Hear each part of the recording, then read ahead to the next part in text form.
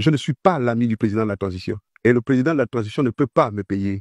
J'ai vu le président de la transition une fois, ensemble que mes amis de la plateforme Ensemble pour le Gabon. Il paraît qu'il a donné de l'argent. Et c'est de cet argent-là dont il s'agit probablement. J'ai appris qu'il a donné 100 millions à Alain-Claude Bilebinze. Mais Alain-Claude nous a présenté 50 millions. Et je le dis, je regarde Alain-Claude dans les yeux. Alors cette vidéo va être dédiée à faire un petit récap de l'actualité. J'ai fait une semaine sans pouvoir créer du contenu et du coup dans cette vidéo j'aimerais essayer de faire un récap de l'actualité politique au Gabon. Alors nous avons le président Brice Clotaire Oligui Nguema, le président de la transition au Gabon, qui a présenté sa candidature. Avec et après mûre réflexion et en réponse à vos nombreux appels, j'ai décidé d'être candidat à l'élection présidentielle du 12 avril 2025. Nous avons également plusieurs autres candidats qui sont sortis de l'ombre et qui ont affirmé leur candidature.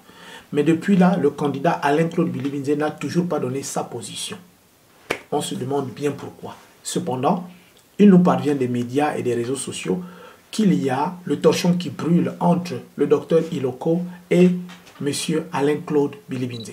Dans cette vidéo, nous allons évoquer la question de la corruption des élites politiques au moment où les élections présidentielles sont en train de se préparer.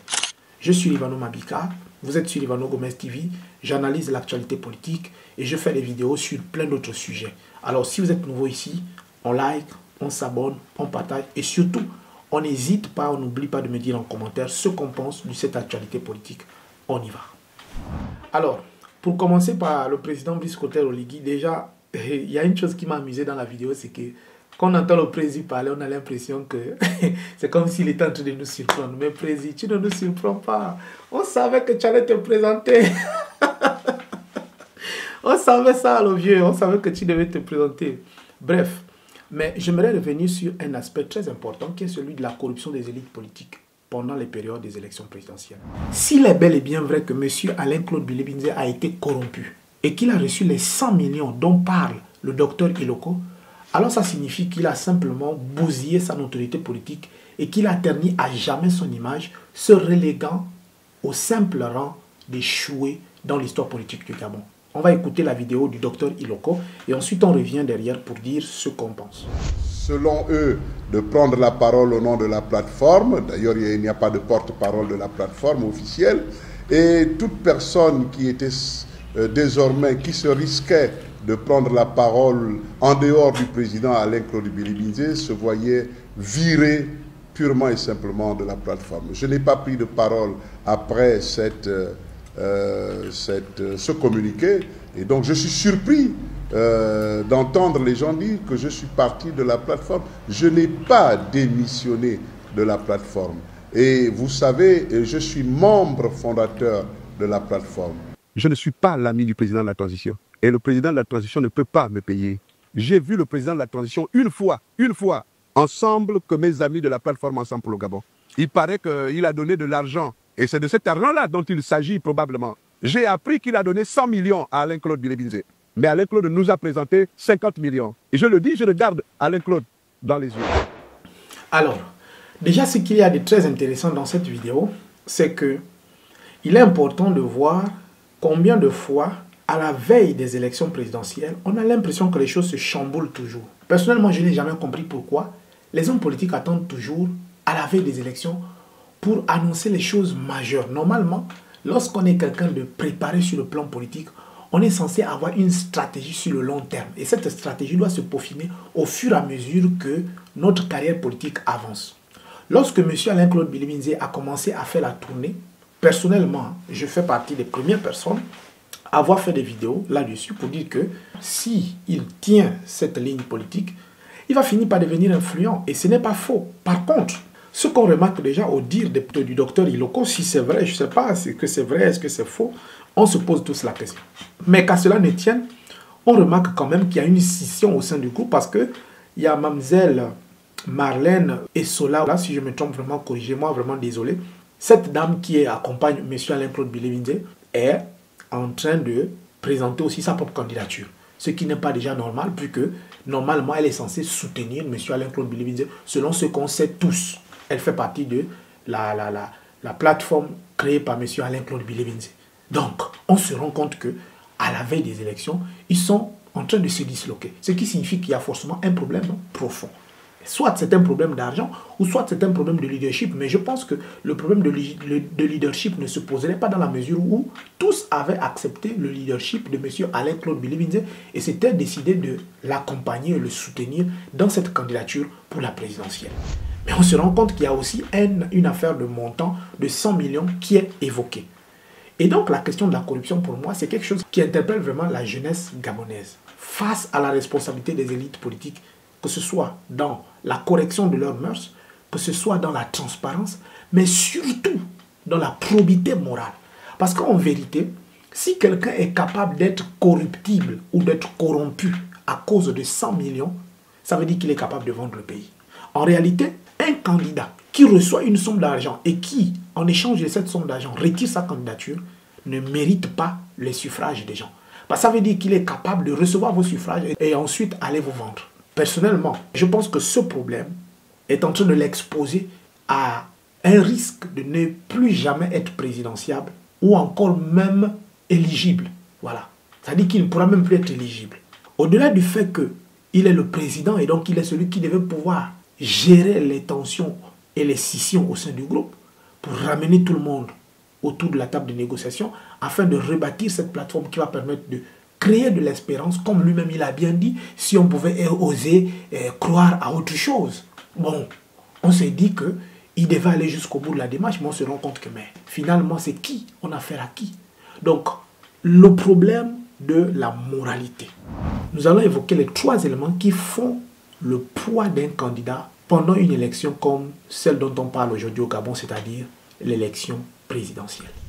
Voyez-vous que la majeure partie des gens qui se présentent souvent pour les élections, ils ont 2 possibilités. Soit c'est les personnes qui sont influentes sur le terrain politique et donc qui croient qu'ils sont éligibles, ou soit c'est des personnes qui n'ont aucune notoriété, qui n'ont fait aucun travail de fond, mais qui veulent simplement essayer d'apporter du trouble dans le système afin qu'à la fin des élections, on puisse les nommer quelque part. En fait, c'est ça la stratégie que les gens ont. C'est pourquoi, personnellement, je ne suis plus d'accord avec le fait qu'il y ait trop de candidats lors d'une élection. En réalité, on devait se limiter à 3-4 candidatures au maximum. Mais si on a déjà 5, 6, 7, 8, ça veut dire qu'il y a beaucoup de gens qui sont conscients, qui ne font pas le poids, mais ils sont là pour faire le nombre afin qu'on puisse les appeler et les récompenser. Mais en réalité, pourquoi on les récompense? C'est parce qu'ils ont créé un trouble qui a fait en sorte que soit la situation soit favorable pour tel ou pour tel autre. Souvent, c'est pour le système en place. Voilà. Donc pour moi, je suis convaincu que le docteur Iloko, dans son propos, il y a forcément du vrai. Et là, on attend l'intervention de M. Alain-Claude Bilévinze qu'il vienne nous dire pourquoi la plateforme s'est disloquée. Plus qu'il a pris le temps d'aller rencontrer les Gabonais en province, il a pris le temps de faire le tour du Gabon, d'écouter les gens et de parler avec les gens au sujet de son fameux projet politique. Il n'est pas normal qu'il se lève un bon matin, ou plutôt qu'on se lève un bon matin et qu'on apprenne que oui, il ne va plus se présenter. Mais pourquoi? Mais pourquoi? On devait pouvoir avoir des vraies explications et j'espère que dans les jours qui vont suivre, il va pouvoir nous fournir une véritable explication sur les raisons de la dislocation de son groupe politique. Si au sortir de cette élection, il s'avère que les propos de corruption sont avérés, alors c'est fini pour lui en termes de politique. Il ne pourra plus jamais briguer un mandat, à moins que ce soit en 2100. Mais si c'est là maintenant, d'abord qu'on sait que c'est quelqu'un qui a soutenu un système oppressif, et en plus de ça, on saura que c'est quelqu'un qui finalement n'a pas changé, il n'y aura plus de raison que les gens puissent croire encore en lui. Ça veut dire que s'il osait encore se présenter devant des gens, il se fera simplement lyncher comme ce qui s'est passé. Et je suis le premier à dire que lorsque M. Alain-Claude Bilévinze a commencé à faire ses tournées, a commencé à faire ses sorties, moi j'étais d'accord, j'étais pour qu'on puisse aussi l'écouter parce qu'au-delà de ce qu'il a représenté par le passé, c'est quand même un Gabonais et c'est quelqu'un qui mérite aussi d'être écouté. Mais avec ce qui se profile à l'horizon, finalement on se rend compte que le personnage n'a pas changé. Et c'est inutile de vouloir le faire changer ou de vouloir croire en lui. Beaucoup de candidats ont fait valider leur candidature auprès de l'organisme qui se charge des élections présidentielles. J'aimerais simplement dire que, en réalité, dans une élection présidentielle, on ne devrait pas avoir plus de 4 candidats. Parce que c'est quand même une élection présidentielle. Il faut des personnes sérieuses, il faut des personnes crédibles Et il faut un certain background, avoir un certain poids dans le projet politique. En ce qui me concerne, je pense que si on dépasse les 4 candidatures, ça veut dire qu'il y a beaucoup qui sont là, juste pour remplir l'échiquier afin de créer de la confusion. Souvent, on prend une sorte de personne dont on sait qu'il a quand même un certain type de critères auxquels il répond, mais qui n'a pas forcément le background, c'est-à-dire le capital sympathie. Parce que pour un bon politicien, il faut avoir des sympathisants. Si vous n'avez pas de sympathisants, ben vous comptez sur quoi pour venir un beau matin déclarer votre candidature? Je pense qu'une candidature à l'élection présidentielle, ça se prépare sur plusieurs mois. Mais des gens qui déclarent leur candidature à 2 mois de l'élection, ou même à 1 mois et demi de l'élection, vous pensez qu'ils vont avoir le temps d'engrancher combien d'électeurs? Ce n'est pas possible. Parce que déjà, en matière de stratégie de communication, il n'y a rien. En matière même de projet politique, il n'y a rien. Même le candidat lui-même ne sait même pas se présenter. J'ai regardé certaines de leurs vidéos, mais c'est comme si c'était un élève de master qui venait présenter pour la première fois son mémoire. Donc pour moi, si déjà il n'y a pas un capital sympathie derrière, c'est-à-dire qu'il n'y a pas de sympathisants, il n'y a pas des adhérents, bah c'est un peu difficile. Et je crois aussi que si on ne peut pas avoir un parti politique, on a au moins une plateforme politique concrète qui nous permet de mener des activités politiques. Pas juste avoir un bureau, un QG, là où on se retrouve pour aller mener des activités. Non, il faut avoir une plateforme. Et cette plateforme doit pouvoir réunir certaines élites et certaines, on va dire, certaines personnes qui ont une certaine carrure et une expérience dans le domaine politique. Et je pense que c'est là que M. Alain-Claude Bilibinze avait un certain avantage sur les autres. Même si aujourd'hui, on se rend compte qu'il est en train de s'auto-saboter avec une histoire d'argent. Au-delà du capital sympathie, il y a le capital symbolique.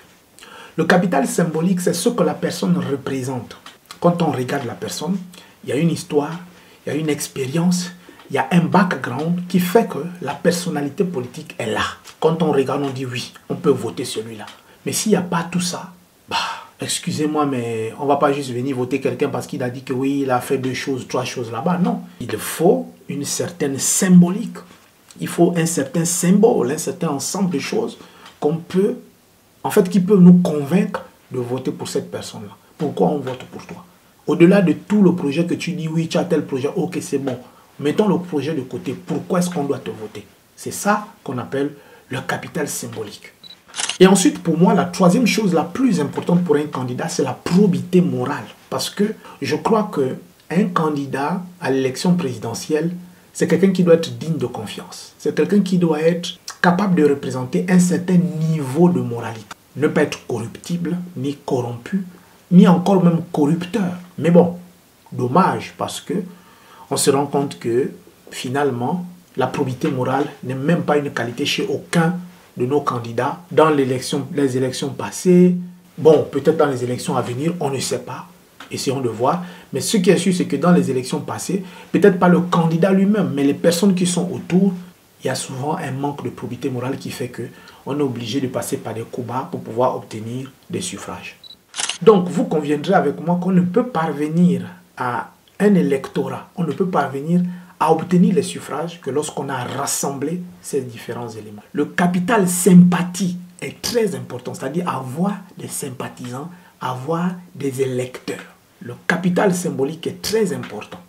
Et aussi ce que la personne représente pour ces électeurs-là. Et ensuite la probité morale. Ce sont les 3 éléments fondamentaux qui font qu'un candidat puisse avoir un certain poids sur l'échiquier politique.